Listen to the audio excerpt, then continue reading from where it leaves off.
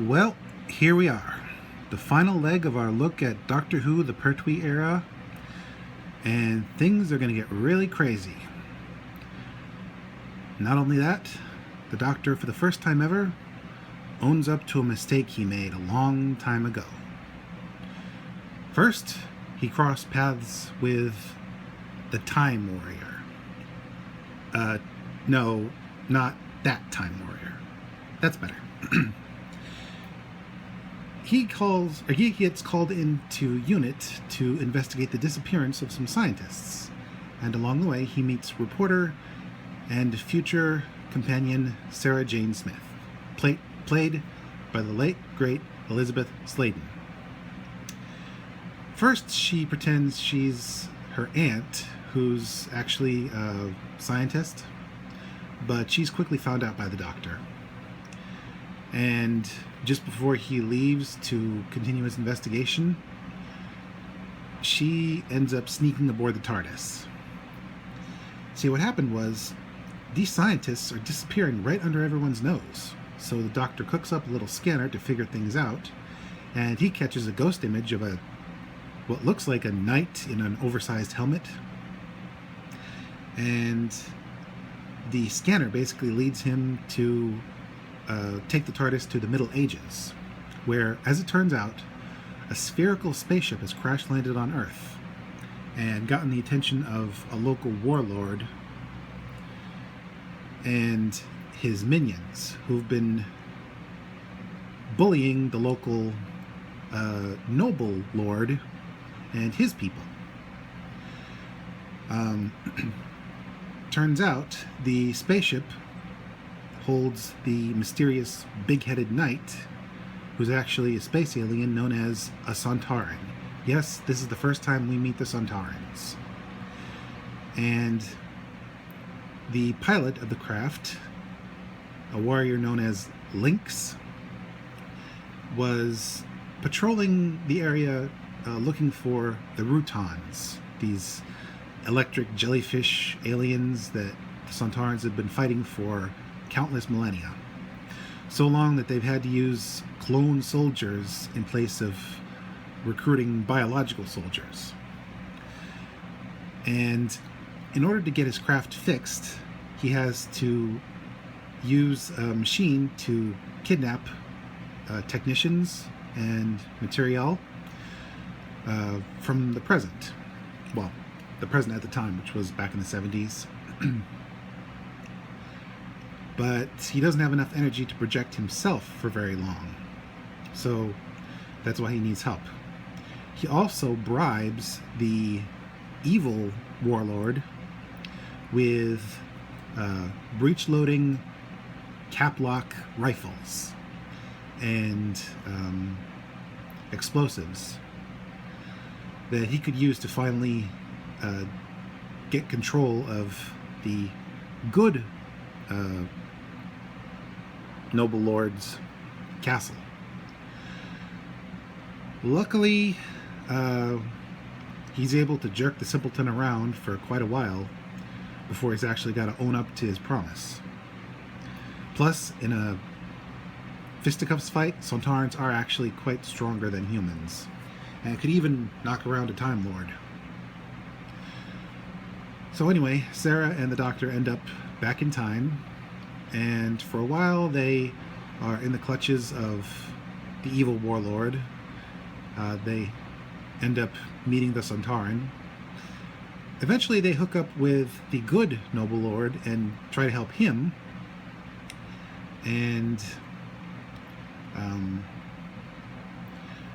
Sarah Jane actually tries to get some of the female kitchen staff at the evil warlord's house to jumpstart women's lib a few millennia early. Well, actually a few centuries early. It's not that far back. It's the early Middle Ages. Eventually, the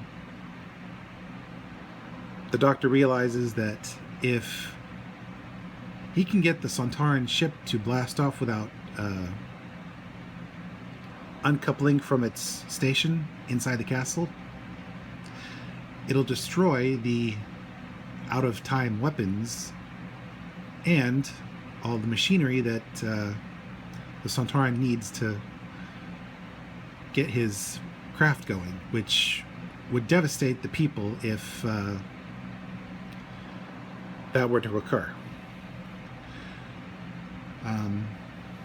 Luckily, before he manages to take off, one of the Doctor's new allies, an archer, a real Robin Hood type, whom Sarah accidentally thwarted from assassinating the evil warlord earlier, he manages to plant a shot right on the Sontaran's weak spot. A feeding tube nozzle at the very back of the neck. Remember that. A Sontaran's weak spot is at the back of the neck, forcing them to always face their enemy. So sneaking up on them is a good idea, because you don't want to outmuscle them. Anyway, Lynx is killed, and his craft manages to self-destruct and take the entire castle and the out-of-time weapons with it.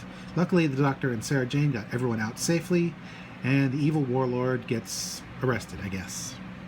Because I'm pretty... well, actually, the warlord's minions get arrested, but the warlord, after being a little too confrontational for the last time, gets killed by Lynx. Also, I gotta say, this first outing with the Sontarans is very effective, plot-wise. The makeup effects for Lynx are really good. Unfortunately, the next outing in the next era is less so. But this first outing really showed what a Sontaran's makeup effects could do. Anyway, after that, the Doctor and Sarah Jane head back to London, only to find it deserted, and the city under martial law, and looters picking over every little thing. First they run afoul of some looters, and then they run into some miniature pterosaurs. And as they escape the pterosaurs in the looters' vehicle, they're mistaken for looters by the local military.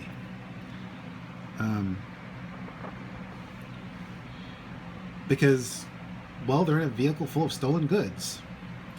And one moment. My recording device is dying, so I gotta try and get the power going. Anyway, as I was saying, so the Doctor and Sarah get mistaken for looters, and they have to do a bit of cat and mouse with the military. Luckily, they manage to get away and run into even more dinosaurs. A T-Rex, a Stegosaur, an Apatosaur, and wow, do those dinosaur effects look cheap. I guess they spent all that money on Lynx's facial makeup, because the dinosaurs look like radio-controlled puppets. And while standing still, they look okay. While moving, not so much. Although the sound effects for the T-Rex, although it's got 3 claws, so technically it should be an Allosaur. The sound effects for the Rex are pretty decent. Kids in the 70s must have been terrified. But this episode, well, cluster of episodes, really deserved a bit of an upgrade. But what we get is okay. It seems the dinosaurs have been running amok, and that's why the city's evacuated. Excuse me. Not used to talking this much. Eventually, the Doctor hooks up with Unit, and they're trying to figure out what's causing all this. Turns out it's a couple of scientists who've developed a machine that can pull things and beings back from earlier history.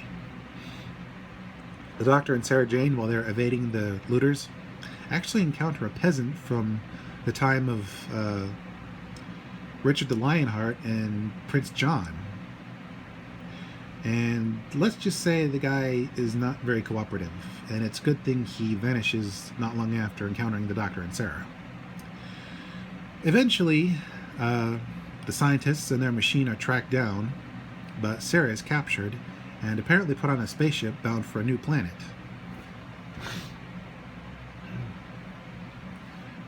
And the Doctor has to find her and stop the scientists, because their ultimate goal is to dupe a bunch of humans who think they're on a spaceship into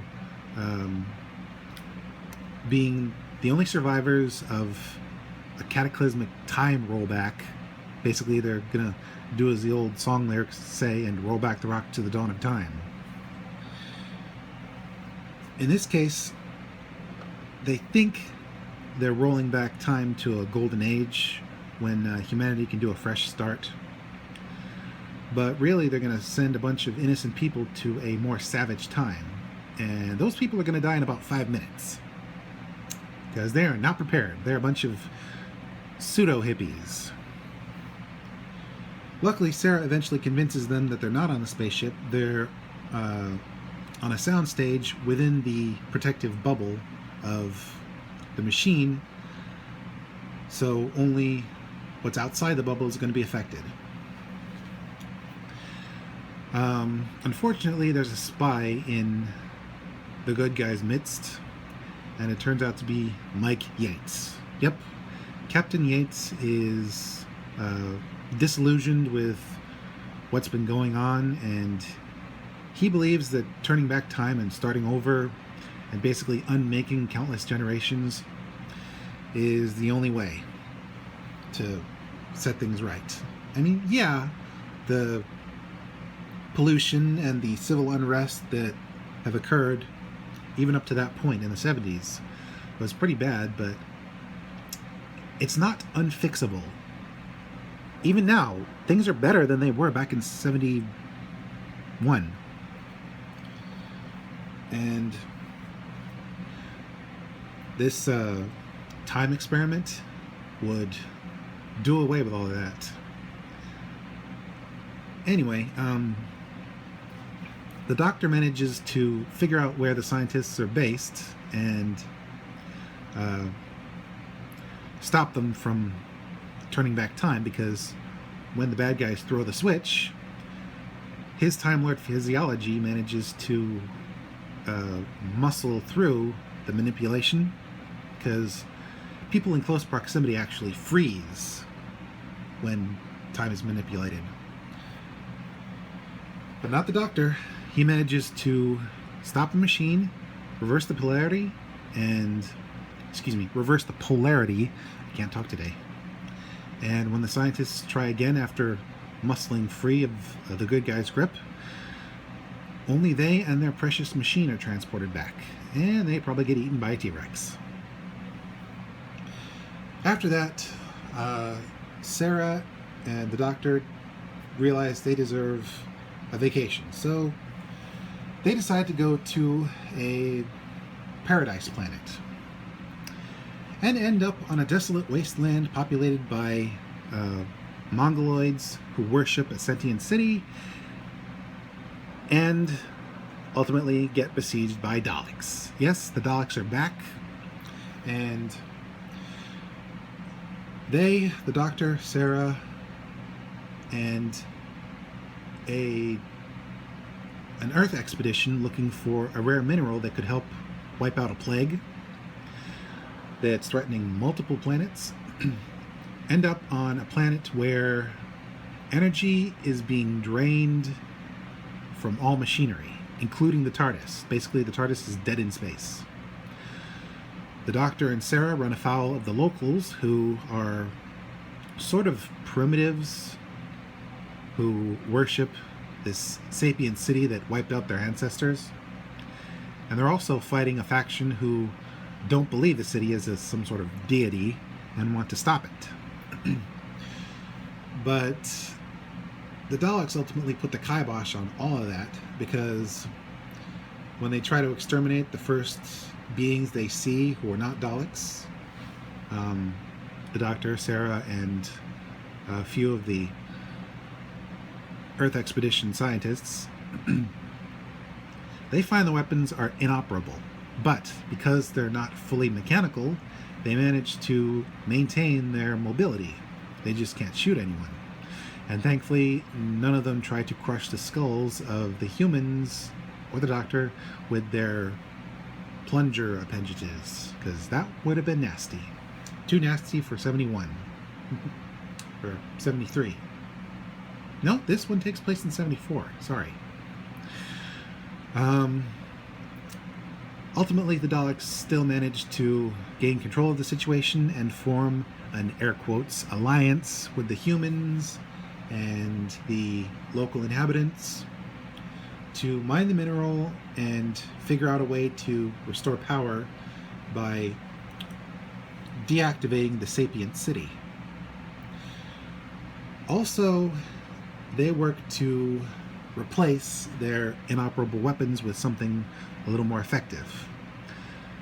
And their technicians come up with an old-fashioned lead pusher, which is pretty nasty. Eventually, the Daleks muscle their way into being the leadership over everyone and trick the human scientists into believing that once power is restored, they'll go their separate ways. But in reality, when the ship takes off, the Daleks are going to unleash a plague missile which will kill everyone on the planet and make it impossible for anyone else to get control of the mineral that the Daleks will use as a bargaining chip. Luckily, the Doctor and one of the renegade locals,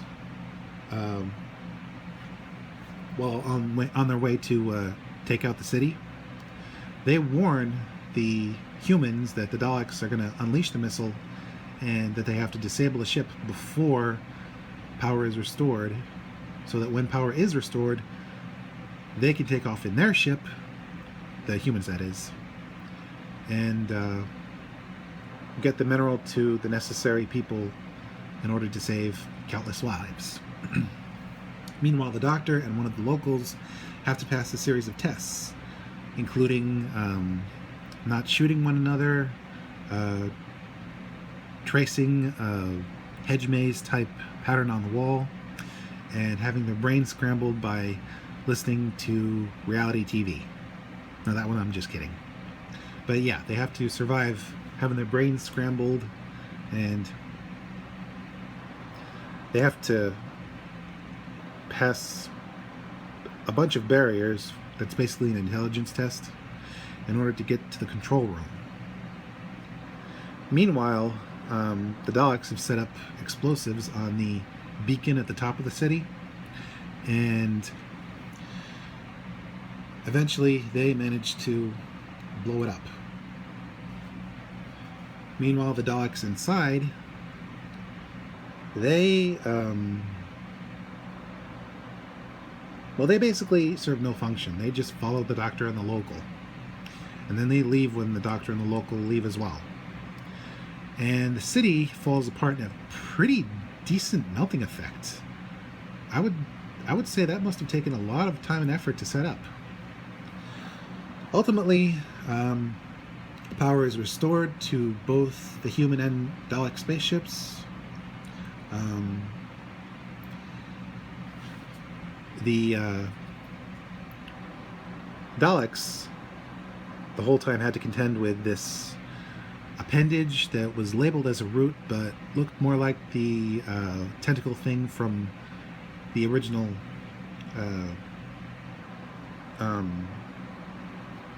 not Day the Earth Stood Still, not Mars Attacks, War of the Worlds, that's it. I'm pretty sure they used the prop from War of the Worlds as a root monster in this episode, which actually took out a couple Daleks. And this episode really shows how the Daleks are starting to lose their cool, because on 2 occasions a Dalek fails to accomplish something and seemingly self-destructs and explodes in the process. One Dalek fails to overpower some locals just by sheer muscle, and it blows up, even though all they were doing was hammering on its surface. And another Dalek, on failing to secure some hostages, just loses his cool and self-destructs. Thankfully, these extremely insane Daleks are all blown up when one of the humans sacrifices themselves to sneak a bomb aboard their ship. And it blows up from the inside out. After that, the Doctor and Sarah decide maybe it's a good idea to get some real rest and relaxation. So the Doctor decides to visit an old friend of his. Yep, it's back to Peladon. So he can introduce Sarah to the King. Unfortunately, it's been half a century since the last adventure, and the King sadly passed on. Luckily, his young daughter has taken the throne, but unfortunately, her chief advisor is a bit of a weasel. He wants to maintain the status quo. The nobles remain high up, and the peasants remain down low.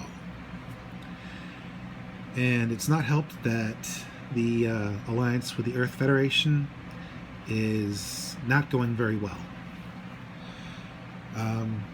They want to use something called a sonic lance. Basically, it's a sonic-based mobile drill to quickly mine a mineral from the mountain on which the castle on Peladon is located, in order to get a hold of this special trisilicate material, which can be used in a war effort, because the residents of Galaxy 5, no, not the Dravins, they're from Galaxy 4, but Galaxy 5 are causing trouble.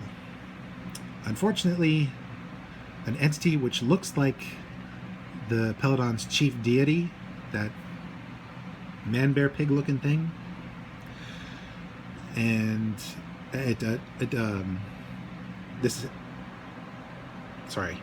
this entity keeps vaporizing the local miners, which causes civil unrest. The miners don't want to work with the Earth machinery. The nobility don't want to treat the miners any better than they've already been treated, and no one's listening to anyone, not even poor Alpha Centauri, who's trying to be the voice of reason. She gets a lot more screen time in this, or he gets a lot more screen time in this episode. Ultimately, the Doctor shows up and gets mistaken for a spy again. No one trusts the Doctor the first time they see him. That's so unfortunate. Eventually, the Doctor convinces them all that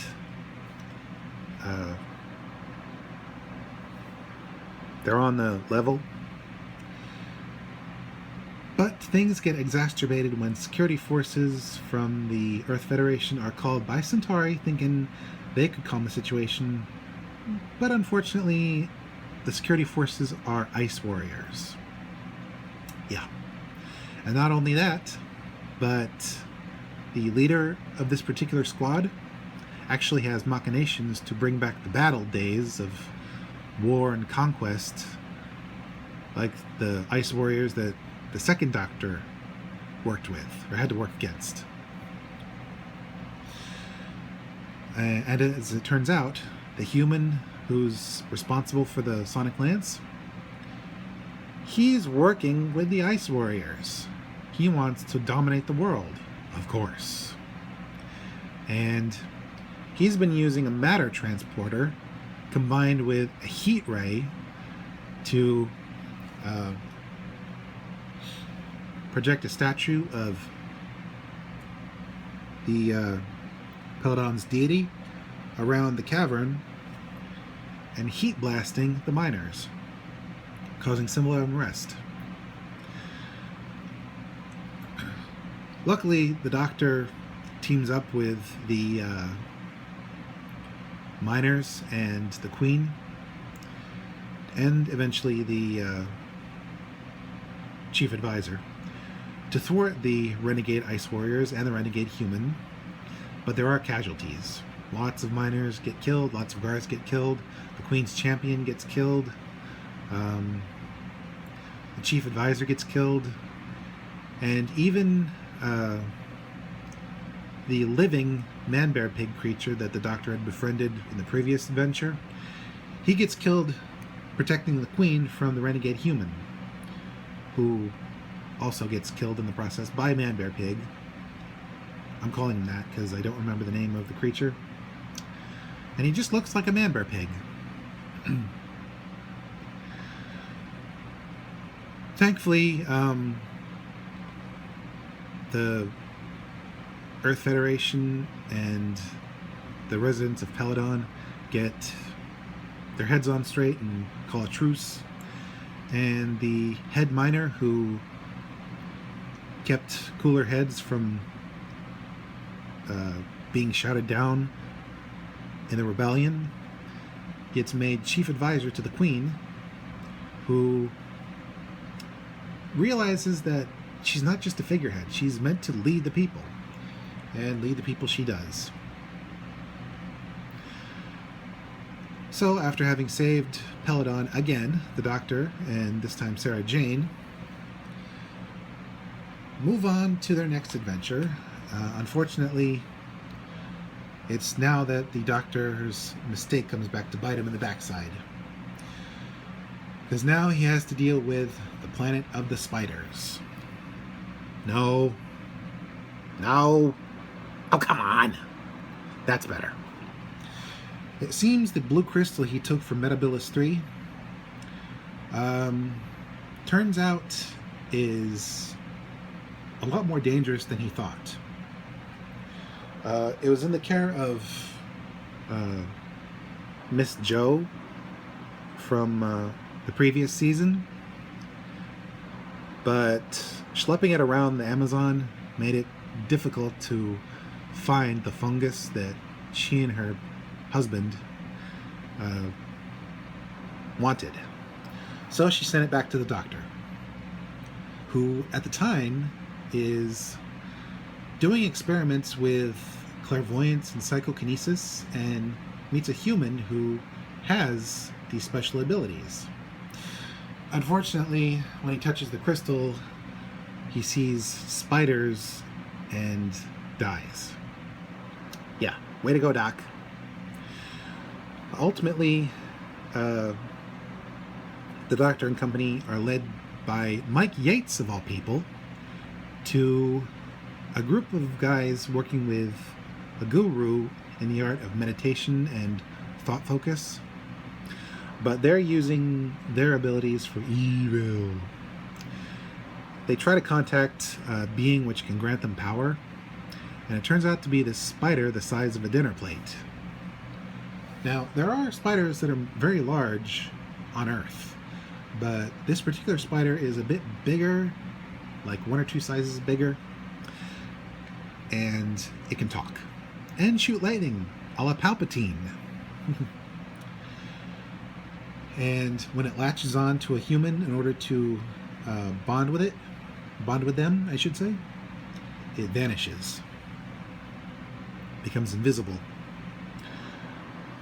And the spiders are on the lookout for this blue crystal, which their queen wants to add to a lattice of crystals which can increase her psychic abilities so she can take over the entire flippin' universe. Yeah, it turns out these spiders are actually evolved forms via the crystals of little spiders that ended up on Earth expedition to Metabilis 3. And over the centuries, while the spiders used the crystals to become intelligent, the humans were then subjugated and became sort of agrarian sort of Native American-ish, but not too stereotypical. Some of the spiders enslaved certain humans and turned them into guards, very abusive guards, I might add. And the rest of the humans were basically sheep, caring for sheep to feed to the spiders, who, while will tolerate sheep flesh, prefer human flesh. Ugh, very nasty. Talk about aiming above one's station. Spiders are supposed to go after creatures like mosquitoes to get rid of pests. But these spiders have become quite nasty. Meanwhile, the Doctor and Sarah Jane have to contend with the enhanced humans who try to steal the crystal and lead the Doctor and Sarah on a merry chase with multiple vehicles, including the Doctor's really silly-looking George Jetson-type vehicle, and his yellow jalopy Bessie, and an auto gyrocopter, and a hovercraft. And I'm thinking they must have blown the rest of the budget on this episode entirely, because it takes a lot of special effects and live action effects to pull this adventure off. Eventually, they're led to this facility where the humans are working with the psychic spiders, and they meet up with a simpleton named Tommy, who is more muscle than brains, but upon borrowing the crystal and looking into it, develops his brain so he's not a simpleton anymore. He's still innocent, and it's his innocence that saves him from the psychic attacks of the evil humans.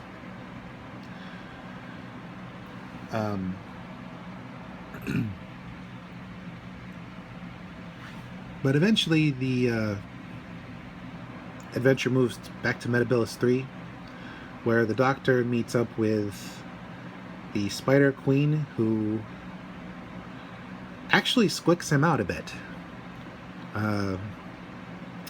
Something about being not in the presence of, but near to the presence of the Spider Queen hits him on a really primal level.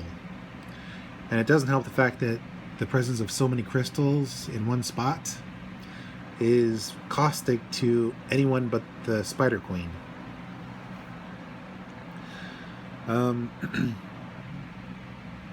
Eventually, the Doctor manages to help Sarah escape from the spider's grip, because she's there too.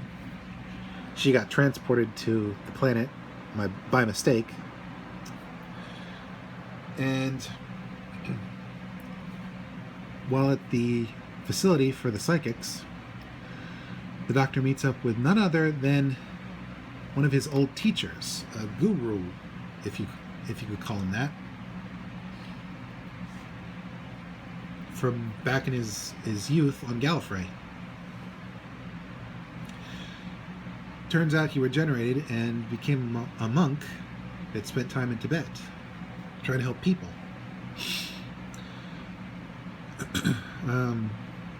But eventually the Doctor comes to the realization that he's got to stop the madness and stop the spiders, and for that he'll have to take the crystal back to Metabilis 3 and face the Spider Queen, which he does. But the Spider Queen gets more than she bargained for, because the machine she's created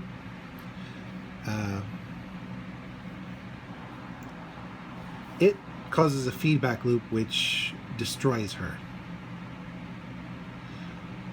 And thankfully the machine is contained within a mountain, so the only destruction was the mountain itself, and all the evil spiders die, and eventually the humans on both Earth and Metabilis 3 are saved. But there was a cost. Being in the presence of so many caustic crystals, the Doctor has been severely damaged down to his very cells. But luckily, he does what the monk did, the good monk, not the meddling monk, and regenerates into Tom Baker. Yes, Tom Baker. The Doctor that everyone associates with Doctor Who. The eccentric bohemian. The guy who will, when sitting down to dinner, will listen to a glass of water because it's the alien thing to do, and I'm going to exterminate whoever's blasting their horn. Anyway, and so the John Pertwee era ends, and the Tom Baker era continues, when next we meet Sarah Jane and the Fourth Doctor go on their adventures, and we enter the longest running Doctor Who era ever. Until then, this is Mr. J signing out, reminding you that oversized scarves are cool, and what's the point of being an adult if you can't be childish?